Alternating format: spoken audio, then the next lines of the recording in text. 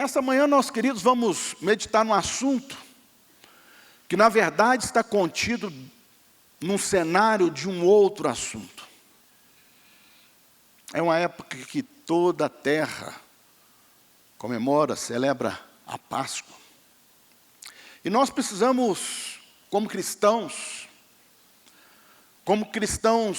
não ateus, como cristãos que praticam, que vivem a palavra, como cristãos que não somos apenas ouvintes, mas praticantes, a gente precisa meditar nesses textos que envolvem datas, que envolvem eventos, e principalmente que envolvem ordenanças do Senhor.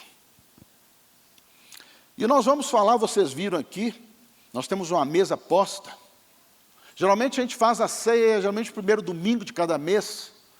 Hoje é o último domingo, mas nós devemos trazer a memória e celebrar neste domingo em especial. Talvez aqueles que estão iniciando a caminhada com o Senhor, a orientação que primeiro a pessoa se batize. Essa é uma das ordenanças do Senhor. E uma outra ordenança, além de se batizar, descer as águas, é de cumprir a ordenança da ceia do Senhor. As Escrituras não definem a frequência da ceia. Nós temos algumas denominações que a celebram uma vez ao ano, outras uma vez por mês, outras uma vez por semana. As Escrituras não são claras quanto a essa frequência. Ou seja, não define a frequência da ceia. Mas qual o significado da ceia? E se você quer saber o significado da ceia, você pode pegar a sua Bíblia em Mateus capítulo 26. Não abra agora, não leia agora. Como diz um pastor amado, olha para mim aqui, nessa manhã. Jesus, então, quando realiza essa primeira ceia, ele ajunta seus discípulos e fazem essa ceia justamente no meio a uma festa judaica. O povo judeu é um povo que gosta muito de celebrar, muito de festejar. São várias festas que eles têm no decorrer do ano, mas essa talvez seja uma das mais importantes, das mais relevantes.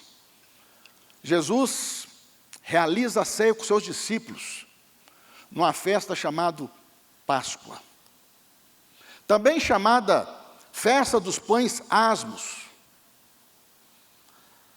A ceia do Senhor está totalmente relacionada com a Páscoa. E quando eu falo Páscoa, eu estou falando da Páscoa judaica. A ceia, ou a Santa Ceia, é a nossa Páscoa. A Santa Ceia, a ceia do Senhor, é a Páscoa cristã.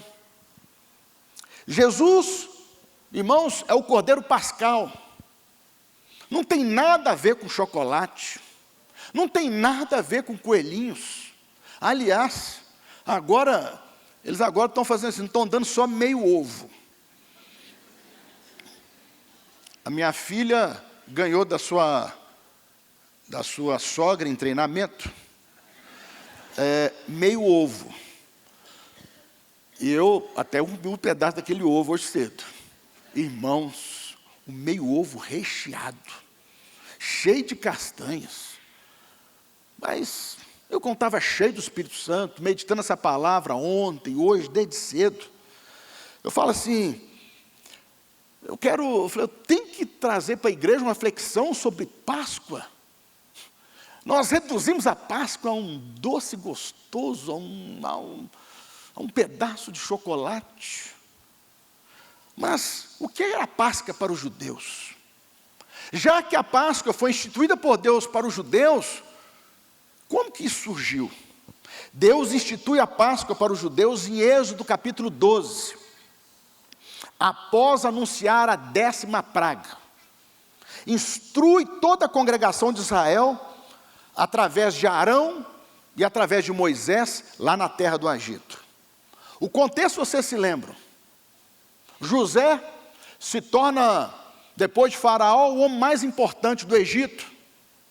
Se tornou um governador, se tornou o principal executivo do povo egípcio. E ele sabia, porque teriam anos de fartura e teriam anos de falta. E justamente naqueles anos de falta, José, toda a família de José, ou seja, o pai Jacó com os irmãos, seus familiares, seus descendentes, vêm para o Egito. Eles vêm morar no Egito.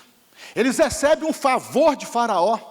Recebem um favor porque, afinal de contas, José foi tremenda e poderosamente usado por Deus para trazer uma revelação que daria um tempo novo para o povo egípcio. E apesar de todos os catimbozeiros da época que o Faraó consultou, apenas José trouxe uma palavra que seria a vontade de Deus para aquela nação. A parentela de Jacó, ela se multiplica no Egito. Mas o janeiro passa, os meses se passam, os anos se passam. E aí, o Faraó, que era chegado, que era amigo de José, o Faraó, ele vem a falecer.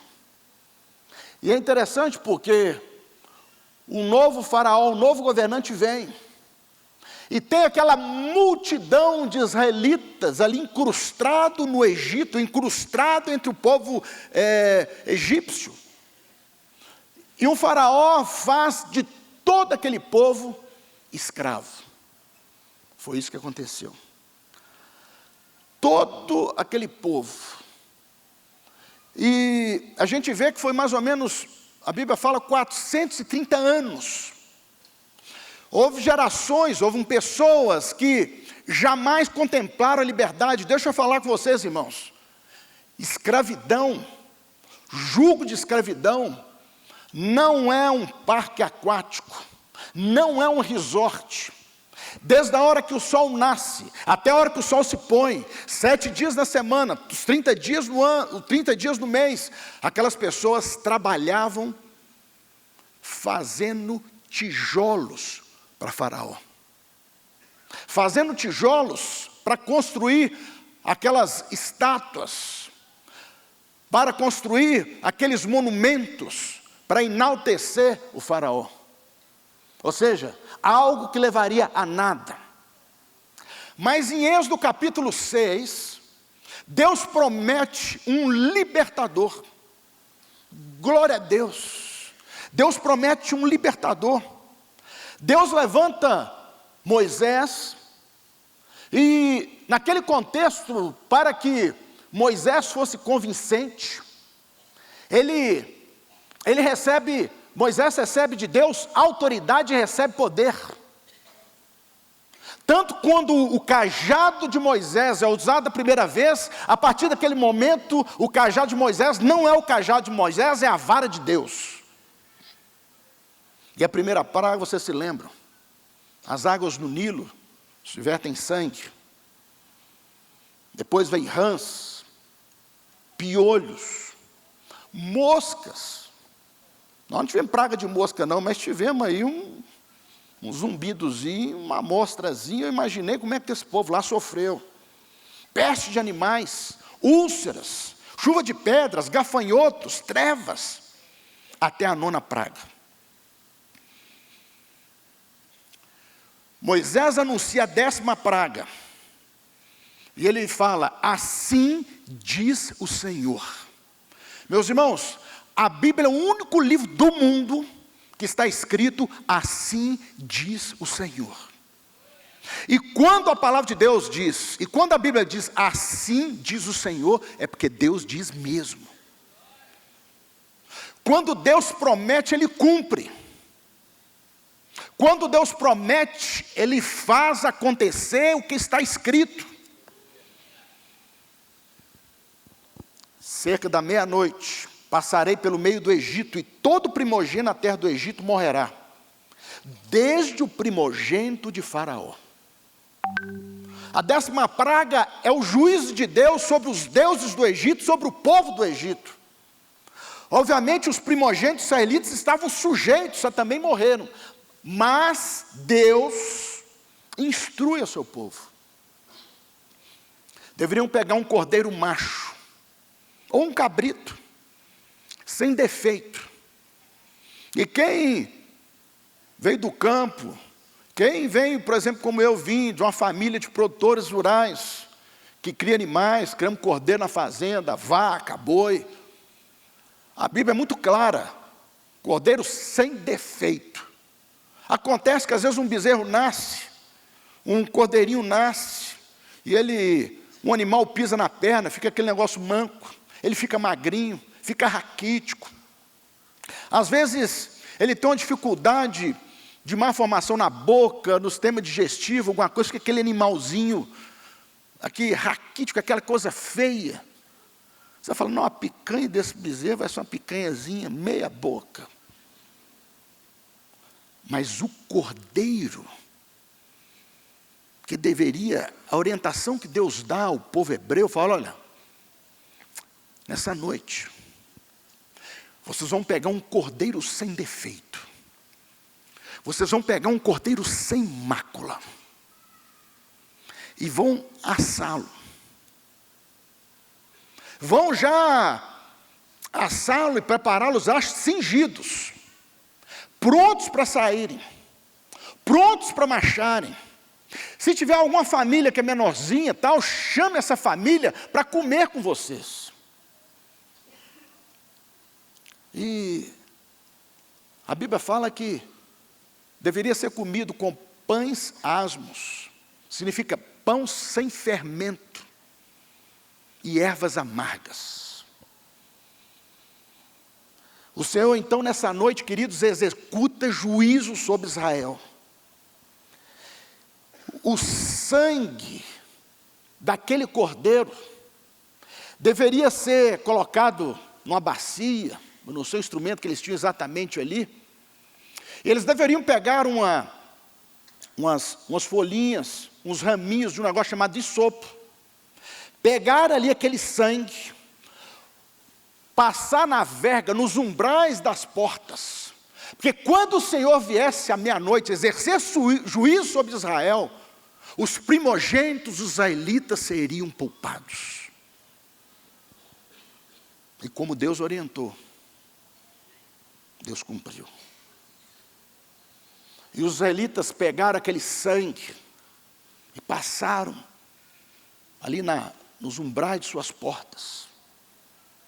E quando o juízo de Deus fosse exercido naquela noite, os filhos dos israelitas primogênitos seriam poupados, inclusive os animais, por causa do sangue. O Senhor passaria sobre. E esse passar sobre é o que o judeu chama de Pessar. Em português, Páscoa.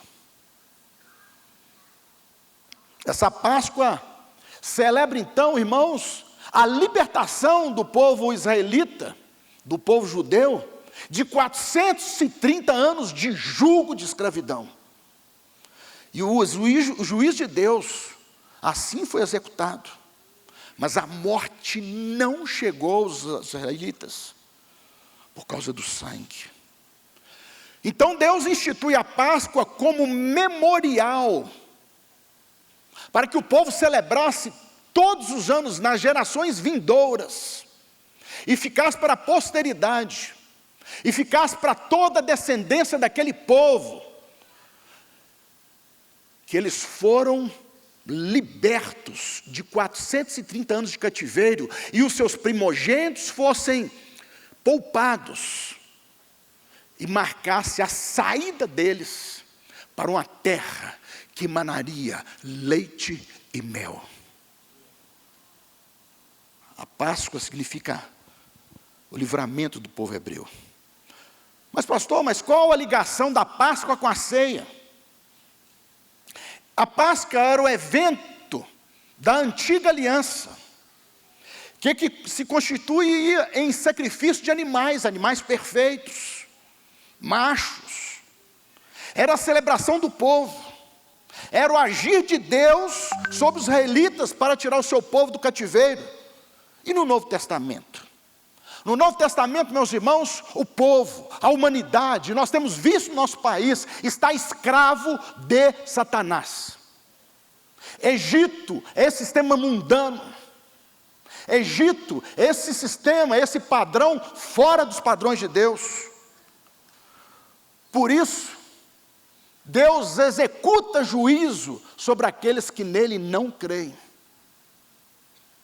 Deus executa juízo sobre todos os pecadores.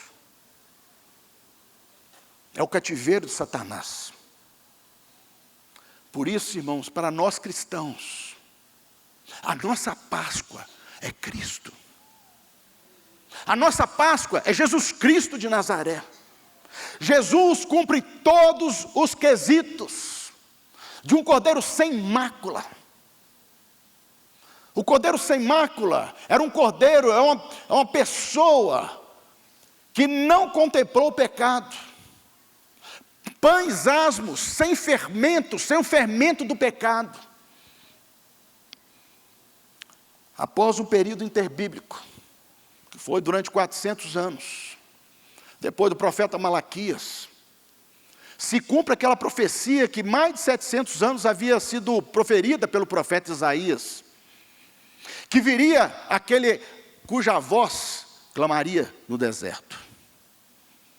E a Bíblia fala de um homem, e o próprio Jesus disse: nascido de mulher não há ninguém como João Batista. E ele começou a dar uma palavra dura. Ele começou a batizar pessoas e falava: arrependei-vos, raça de víboras. Quem diz que vocês poderão escapar da ira vindoura? E aí João Batista batizava ali no Jordão. Um discurso duro. Os religiosos vinham da cidade para ter com João Batista e diziam: você é o Messias? Não, eu sou a voz que clama no deserto. Até que um dia, João Batista estava batizando, ele para. Eu não sei exatamente como foi aquela cena. Eu não sei que profundidade João Batista estava ali no Jordão. Mas ele fica ali paralisado. Ele olha para um homem. Esse homem vem. E ele diz assim: aquele que vem após mim, eu não sou digno nem lhe desatar as sandálias. E ele diz assim: eis o Cordeiro que tira o pecado do mundo. Era o Cordeiro perfeito. Era o Cordeiro sem mácula. Então, queridos, eu quero trazer essa reflexão para vocês nessa manhã. Esse cordeiro, ele deveria ser imolado. E quando Jesus reúne os seus discípulos, e aí ele começa o ministério, começa a levantar seus discípulos. Mateus capítulo 4, no final ali, a partir do verso 18 em diante, Jesus escolhe seus primeiros discípulos. E Jesus começa a pregar a palavra de Deus de uma maneira diferente. Ele começa a performar milagres. Ele começa a realizar coisas que nenhum homem na face da terra, de nenhuma nação jamais realizou. E justamente na época da Páscoa judaica, os seus discípulos chegam para ele, e ele fala assim: onde teremos a refeição da Páscoa? Ele fala: olha, vai lá naquele lugarzinho assim, e fala que eu separei, fala lá que nós vamos precisar utilizar lá. E Jesus pega os seus discípulos, vai para lá, alguém deve ter levado lá o pão, por orientação de Jesus, o fruto da vide, o vinho. E Jesus tem um último momento com os seus discípulos. E o ponto que eu quero trazer aqui, um destaque nessa manhã, irmãos, é que Jesus fala: olha, fazer isso em memória de mim. Irmãos, quando o nosso adversário vier soprar nos nossos ouvidos, sobre os nossos pecados, sobre as nossas imperfeições, ele vai ter que passar sobre, porque nós estamos cobertos pelo sangue. Estamos cobertos pelo sangue. Havia uma inadequação na celebração da ceia do Senhor, apesar de manifestação de dons espirituais em Corinto. Nesse texto que nós lemos aqui em 1 Coríntios, capítulo 11. O apóstolo Paulo está bravo com a igreja em Corinto. O apóstolo Paulo está falando, olha, vocês estão fazendo de maneira indigna. Hoje de manhã mesmo, eu fiquei sentido, mas eu perdi uma maneira de comunhão que os nossos irmãos norte-americanos fazem nos Estados Unidos, e temos um casal hoje que participa da nossa igreja. No domingo de Páscoa, às 6h30 da manhã, eles juntaram ali as células, tiveram um momento de louvor, um momento de adoração, e fizeram exatamente o que Jesus nos ordena. Algo que a igreja em Corinto não estava fazendo. Os ricos estavam comendo, os ricos estavam se bebedando, enquanto alguns nada tinham. Alguns passavam necessidades, e eles vinham, comiam, se regalavam e esqueciam o principal motivo daquela reunião, que era fazer em memória de Jesus. E Paulo tem essa informação. E Paulo fala, olha, vocês têm divergências entre vocês. E Paulo fala, olha, vocês estão fazendo algo muito feio. Vocês estão esquecendo os necessitados. Vocês estão fazendo uma divisão, estão fazendo uma dissensão no meio da igreja. E isso o Senhor não se agrada. Por isso, irmãos, aqui no verso 17, entretanto nisso que lhes vou dizer, não os elogio, pois as reuniões de vocês mais fazem mal do que bem. Eu até queria participar da reunião dos irmãos lá, mas como um condomínio afastado, eu falei, eu estou com um encargo hoje de consagração, de ministrar a palavra, depois cai um jegue no meio da estrada lá, eu fico parado, eu passo um aperto, né? Aí eu liguei para minha irmã e falei, irmã, na próxima eu vou. Na próxima eu vou. Ou seja, a Santa Ceia, irmãos, é o momento para nós nos alegrarmos. Apesar, queridos, das nossas imperfeições, apesar das nossas dificuldades de vivenciarmos, de praticarmos isso todos os dias da nossa vida, nós temos que nos lembrar que foi feito um sacrifício, que um sangue passou sobre nós, para cobrir a nossa multidão de pecados, não só nossos, mas de todos os nossos descendentes, não só nossos, mas de todos aqueles que virão.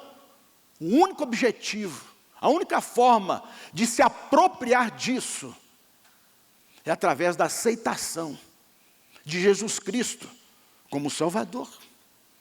Aceitação de Jesus Cristo como Senhor, para se apoderar dos benefícios desse sangue vertido na cruz.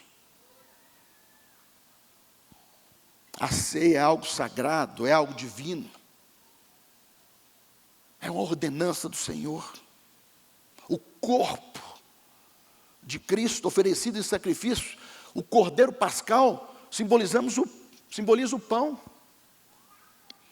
O fruto da vide, o vinho, o sangue que foi vertido naquele madeiro. Nós não cremos na transubstanciação. Nós o fazemos simbolicamente como Jesus nos ordenou. Quando participar desse sacramento, proclame, lembre do que foi feito por nós na cruz do Calvário.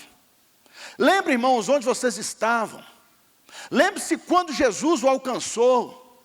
Lembre-se, irmão, da onde você foi resgatado. Graças a esse sangue, nós carimbamos o nosso passaporte para a vida eterna com Deus. Os puritanos, eles se preparavam para a ceia durante toda a semana. Você está pronto para o ponto alto da Páscoa? Você está pronto para a ceia do Senhor? A ceia, irmãos, é o símbolo de redenção. A ceia é para celebrarmos também como símbolo da nossa libertação, porque Jesus o fez em nosso lugar. Deveríamos ser nós a sermos pendurados no madeiro. Deveríamos ser nós os crucificados. Como no Antigo Testamento, conforme o pecado da pessoa, um pecadão, ou um pecado, um pecadinho, era uma rolinha, era um cordeiro, era um boi. Nós não precisamos mais fazer sacrifício. Porque o sangue que é capaz de cobrir os nossos pecados, passar sobre os nossos pecados, já foi derramado há 2000 anos atrás. Então, irmãos, você está pronto para a Páscoa do Senhor? Você está pronto para se juntar conosco nesse momento tão especial? É por isso, irmãos, que nós falamos, olha, se você ainda não cumpriu o primeiro sacramento, a primeira ordenança de batismo, não participe desse momento. Mas se você já cumpriu essa ordenança do Senhor, já morreu para si mesmo nas águas, foi levantado, submergiu das águas, como nova criatura em Cristo Jesus, você pode participar desse momento. Porque a Bíblia fala, quem o faz sem discernir, traz juízo sobre si próprio. Por isso que o apóstolo Paulo fala assim, ó, examine-se a si mesmo. Você tem algo para resolver com algum irmão? Vai lá e resolva primeiro. Agora, aqui, irmãos, nesse momento, não importa o seu CPF, não importa se você mora numa casa humilde, numa comunidade, ou se numa casa enorme, num prédio luxuoso, todos que são nascidos de novo em Cristo Jesus, já desceram ao batismo, deve participar conosco, cumprindo a segunda ordenança do Senhor. Para lembrar, em memória de Cristo, aquilo que foi feito por você. Se por acaso, irmão, o diabo lembrar dos seus pecados, lembrar você do seu passado, você o lembra do futuro dele, debaixo dos nossos pés. Eu falo para ele, olhe para mim, o sangue está sobre mim. A ira de Deus não se executa sobre mim, por causa do cordeiro sem mácula, por causa do cordeiro pascal. E Jesus, ao celebrar aquela ceia, junto com seus discípulos, ele diz, fazei isso em memória de mim. Amém? Os irmãos, nós temos aqui hoje o Mr. Rivers com o seu violoncelo, o irmão ali com, não sei se é violino, se é viola, é violino? Violino, que eu não sei a diferença. Tem um que é igualzinho, mas é viola. É, o pastor Luiz Jesus ensinou isso para a gente aqui, lá na central da vila, lá, na concerto na vila. Irmãos, eu queria convidar aqui os diáconos, os coordenadores e os supervisores para virem aqui, para nós distribuirmos elementos aqui para os irmãos. Pode vir, irmão. Os pastores, se quiserem também, fique à vontade.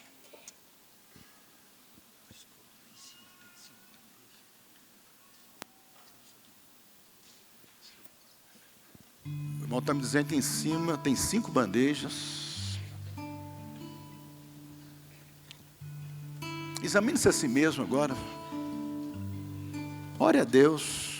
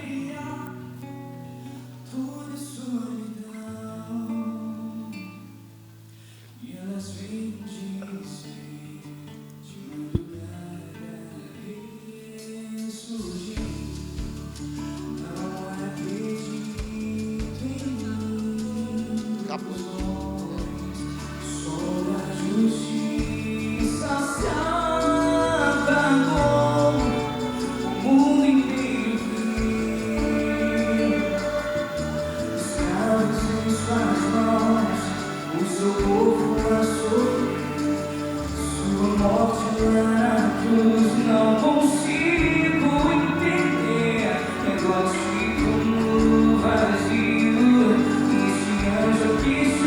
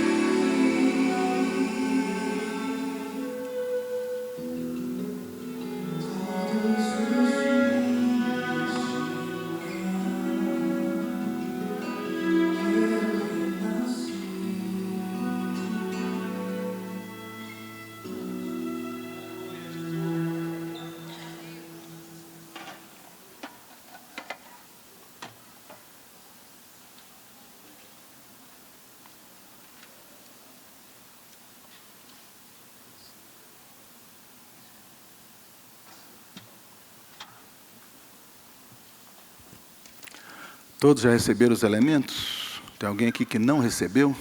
Levante as suas mãos, por gentileza. Alguém?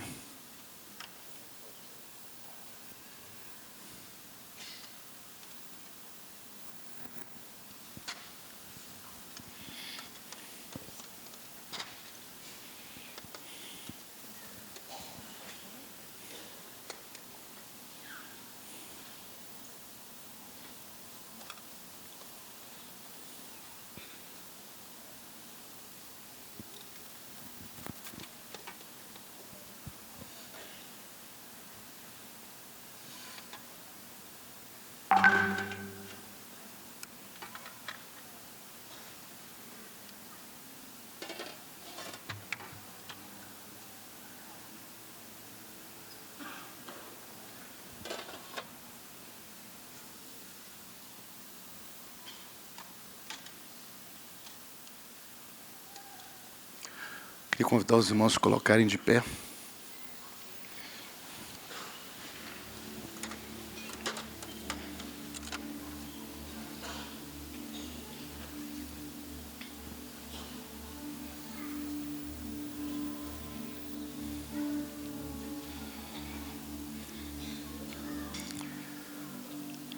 A Bíblia fala que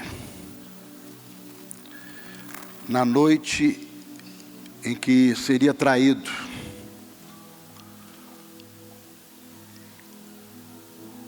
o Senhor Jesus partiu o pão,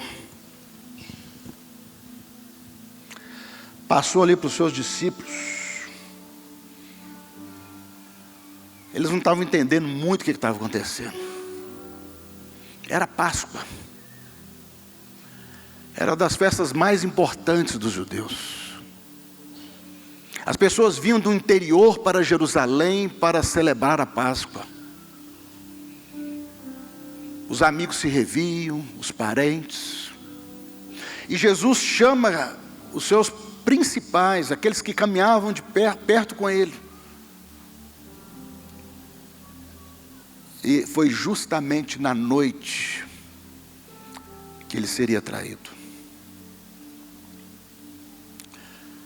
Ele pegou o pão. A Bíblia fala que ele dá graças. E diz assim: tomai e comei. Este é o meu corpo. Corpo do Cordeiro sem mácula. Corpo do Cordeiro sem defeito. Corpo do Cordeiro. E os judeus sabiam que foi justamente após comer um cordeiro sem defeito, sem mácula, marcaria a libertação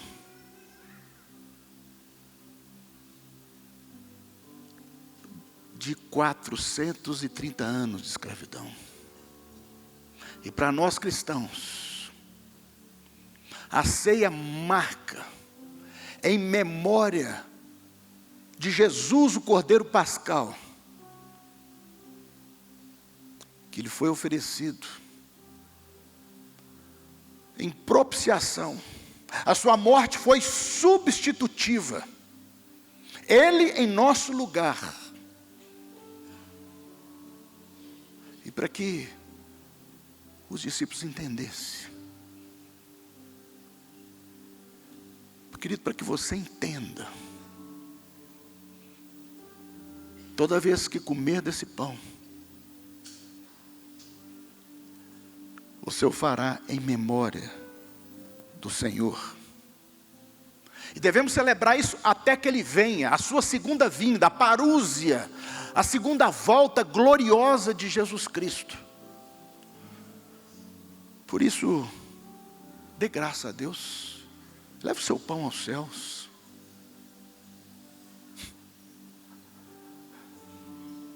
Lembre-se que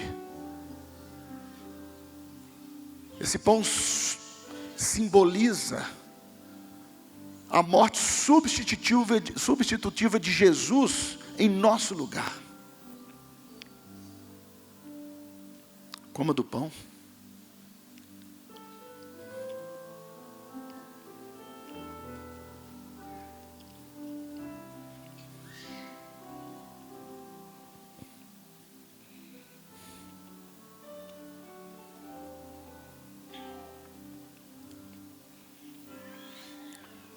Da mesma forma,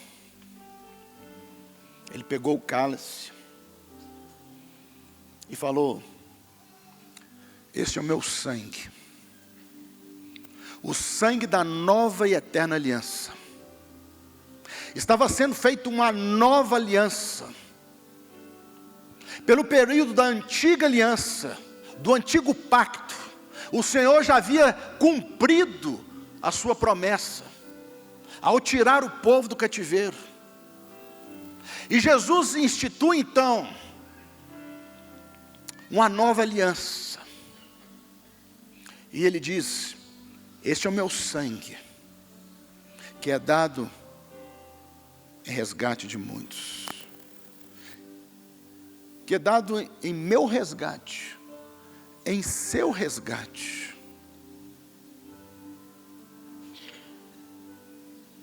Por isso ele diz: tomai e bebei todos vós,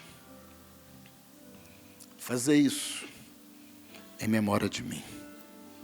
Beba do cálice.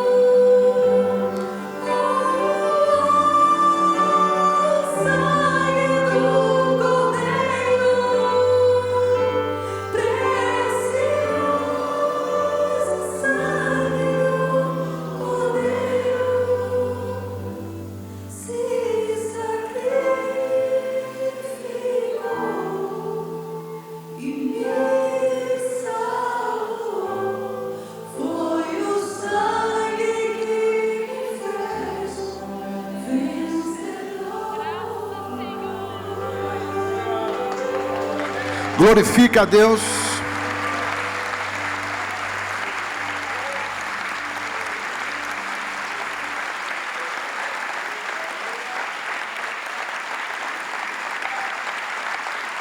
Aleluia.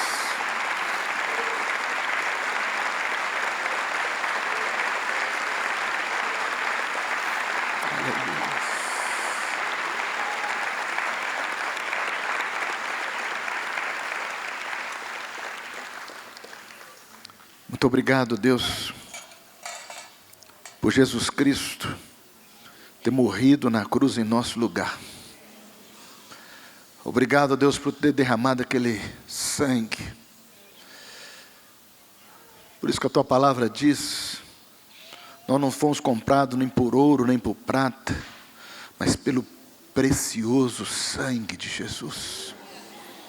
É por isso que a tua congregação, Deus, a sua igreja, se reúne em memória do nosso Salvador até que Ele venha, até a sua segunda vinda gloriosa. Obrigado, Deus, porque há um sangue sobre nós. Nós consagramos o nosso dia ao Senhor e te agradecemos pelo privilégio que o Senhor nos concedeu de celebrar a morte substitutiva de Jesus na cruz do Calvário, em nosso resgate. Nós te louvamos, te exaltamos, te glorificamos, rendemos toda a honra, toda a glória, toda a exaltação ao Senhor. É a nossa oração, em nome de Jesus Cristo. Amém.